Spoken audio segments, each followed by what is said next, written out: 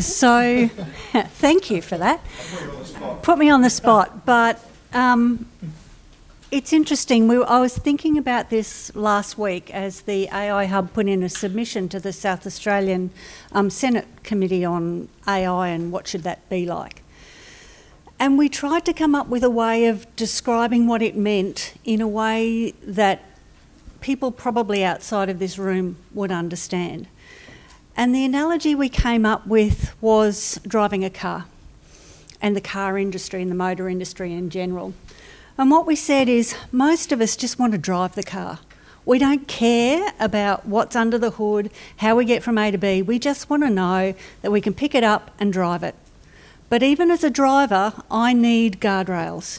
So you've got people who need to be able to have a green P, a red P, a learner's driver licence, have boundaries about how much grog you can drink, when you can put the phone on, how big your motor can be. We're the same. As we bring the general public along with us, they don't care about what sits in behind. They just want to know how it works for them and what they do to engage in the process. Then there'll be people like me who race cars who want to know how to get the best out of it and what that looks like. And so in a similar way, I'm starting to play with AI in a bit more than I just want to look at it. I actually want to get under the hood and have a bit of a feel. And I want to get a bit more of a sense about how my car works. And so there are some of you in the room who will sit in that kind of space. And how much I delve into that becomes up to me, and I move along with it. But if I take the car industry analogy right back to the start, think about how a car is made. There are lots of people in that supply chain, and how we manage everyone in that supply chain is how we should think about moving AI and large language models forward.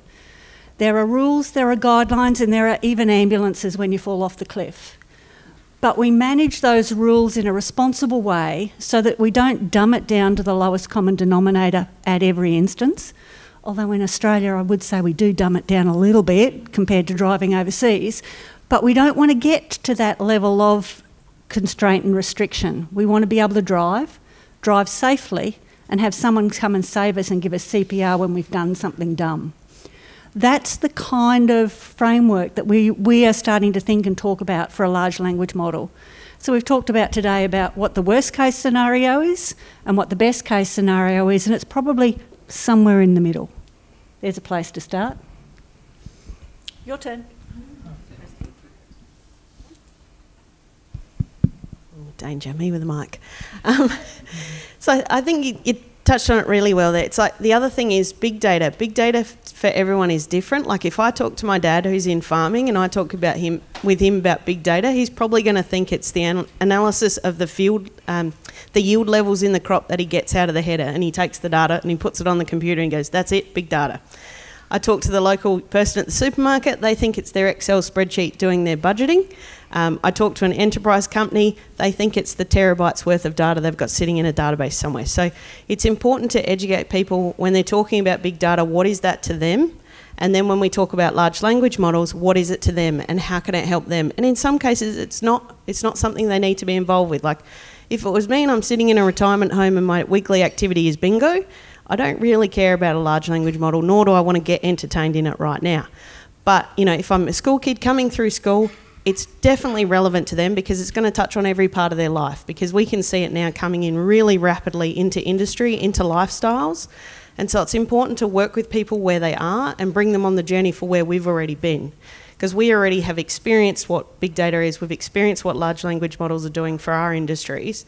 So it's important to help the other people who aren't aware or aren't getting that education. It's like, let's bring them on that journey, let's solve the gotchas for them before they hit them. Like, let's be their ambulance before they fall off a cliff. So that's sort of what I do. I think how can I say, I think it's going to take us quite a few years to get to the data literacy level that we want to get. And we know that anything related to data and acquiring more knowledge about data and information just takes time. And it takes time because it's related to people. So we need to be prepared for the long term, basically. Using the analogy about the car, right? One of the most regulated industries in the world. It took us more than 100 years to get to this point. I cannot imagine 100 years ago people racing the cars breaking down anywhere because the manufacturers, they were using cheap resources, and the cost of labor was really low, right? So I think we need to understand that we might go through something like that. It will take a lot of years for the industry and the government to tell us how we should be using it, and it's going to take a lot of years for us to understand how we're going to use it for our benefit. Another analogy that I like to use is the industrial revolution, right? So, what was it? Steam engine, right? And the whole production went up with a lot of different companies in the UK, in the US. So what happened back then? So all the people working in those fabrics, in those industries, they had a really, really bad time. The labor costs, they were really low. There was a lot of poverty. All because everything changed due to an invention of the steam engine and starting to increase the production and using machines, right? So I think large machine learning models, they're here for our benefits. I don't know if we're going to see those benefits next year, or it might take 10 years for us to see the benefits. So the thing I keep thinking about as I've heard a lot of this stuff, I think about 15 years ago it started being that there was a massive surge that companies were told, you have a lot of data, you should take advantage of your data. Harvard Business Review in 2012 had this great article, Data Science, like the sexiest job of the 21st century. So you had this massive uptick of a lot of people saying they're data scientists from lots of different backgrounds, and a lot of companies hiring data scientists of different backgrounds, and a bit of a friction there where neither side really had like a super clear idea of what was going to work. And then over time, people have gotten a lot better. We now describe data engineers as a really specific thing, which we should, and like there are specific sub-roles there. But around 2013, we had like a big jump in terms of like deep learning's the future. Deep learning or machine learning, depends who you're talking to. And then in 2016, we had some big moments. And then ChatGPT has been like a moment where people got like very conscious of, well, we got really good at language around 2019, 2020. So I think probably for the next like 2 years, we're going to go through another one of those friction phases where people work out, well, what can I do with this? What's useful for my company? And like everyone having a bit of a frenetic rush there. And then we'll start finding out, well, here's like a couple of fixed things that it's quite good at. Here's the skill sets we need for that. And I expect like 3 years from now, we'll have some new, like same panel, not large language models anymore, or at least they look very different, because it just keeps evolving quite rapidly. I think it jumped into public consciousness with ChatGPT, which is not like an AI marvel, it's like an engineering marvel, because the tools underpinning that have been around since like 2019. Still very rapid, but yeah. I think what happened is it became concrete. So when you talk to mum and dads around what is a data scientist, they go, oh, I don't know. Once you can say to them, the large language model does this and you can jump on the computer and have a play, all of a sudden it became something tangible to people. And it went from the realms of boffins in a corner to even I can do this. And I think that's the shift that's happened. But we all talk about it, and we're out here talking about it now. It still stuns me that with the amount of publicity and information that's been out there since Christmas, that I walk into a conference the other day, and you know how today we put up our hands and we all went, yeah, we played with ChatGPT. There was a room full of people that went, nah, what's that? And a couple of you went, really? And I went, So these were educated people. They weren't necessarily old people. They were a broad range of clinicians who went, nah, don't know what that is. So we also in our minds have a bit of a skewed view of how far along the general public is in terms of this large language model stuff, because we talk it and we live it. But you would be surprised how little people do it. And I work a lot in schools because my husband's a high school principal, so I have a lot of principal and teacher friends. And you'll have one school on one side of the road who's into it, and another school on the other side of the road, GPT what?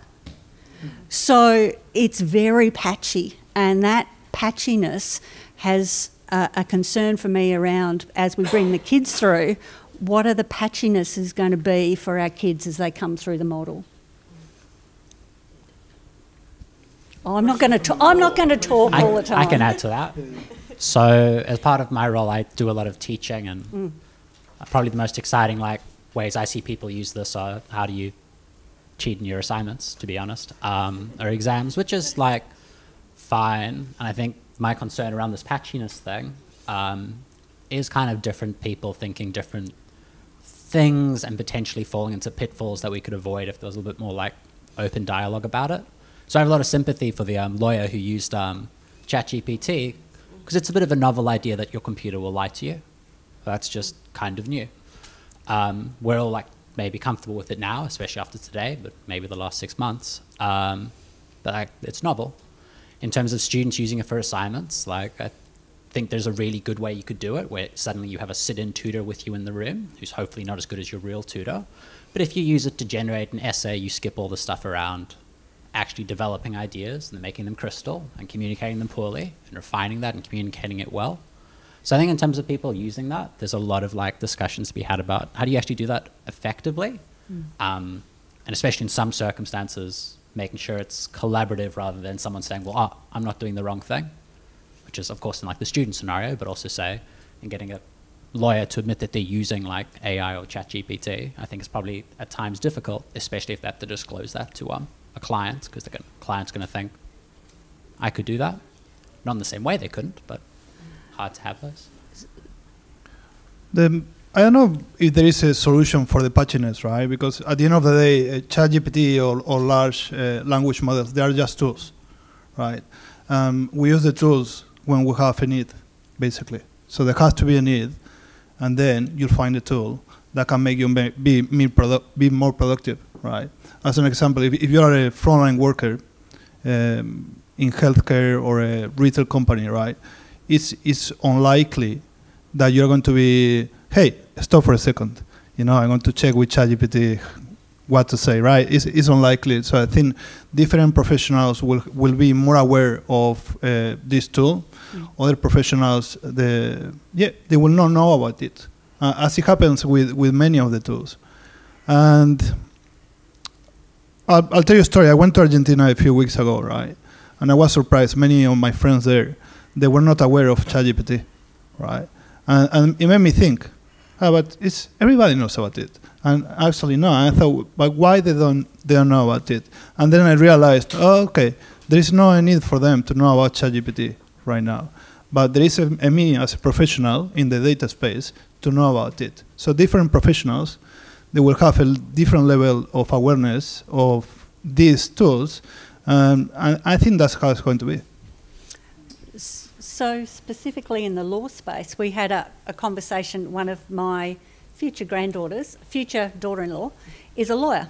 And we talked about what it would mean for law in preparation for this. And her question is more about how do you train the lawyers of the future? When you talk about what are the simple, boring tasks that you can take out of your training and development and those younger, cheaper lawyers you don't need anymore, how do you get the next clever person to be here when you don't do that crystallisation of thought and learning and churning and doing?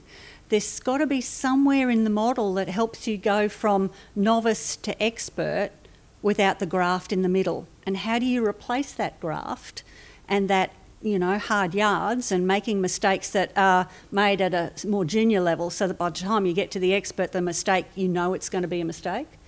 That's the component, I think, that is the challenge for the legal firms. It will come.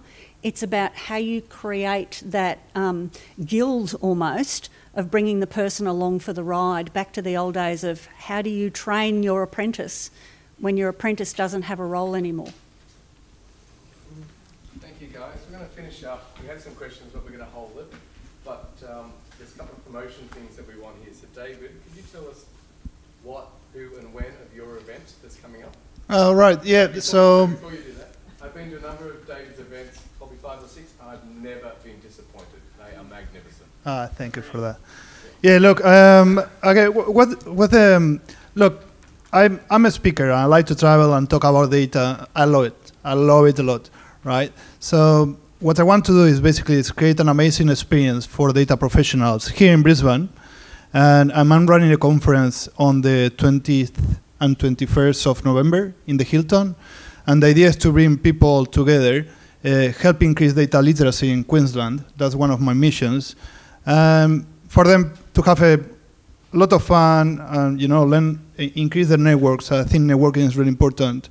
And another reason why I'm doing this, I'm bringing this amazing conference that's going to be amazing. I can picture it. Is that I'm tired of traveling to Sydney and Melbourne to give a talk in that type of conference. So it's not just data professionals, it's people who use or work with data professionals, right? Yes, yes. Anybody. We want managers, we want supervisors, we want professionals. Look, if you want to learn about data within the Microsoft stack, it has to be a little bit technical, right? If you want to get like a hands-on and talk to the experts and learn from there, and learn about the challenges of implementing models like this one, that's this conference is right for you. And the next one, Queensland AI Hub. Toni has an event. So we've got a summit on the 22nd of September. If you want to come, get in fast because we're just about out of tickets and we can't get a bigger space. And we've got Zach from OpenAI coming, and we have an amazing list of speakers. It's going to be a fun day. It's targeted more for SMEs and interested people. That's why the price is low, because we wanted people to be able to come on a Friday, skip the day of work, go to the after party, have a drink and network. So it's meant to be more of a summit than a conference. Also, log into our website, join up, and you'll see all of the other events where we advertise things like this coming up, and if we're not doing you, then we need to. Yes. But we also want to connect the community, so we've got meetups and all sorts of stuff. September 22nd, Friday the 22nd. It's in November. The name is Level Up Your Data. I have some stickers if you want, and flyers with a discount. The date, okay. November 20th. And in Yeah. Spanish? 20 de noviembre, lunes y martes. Yeah.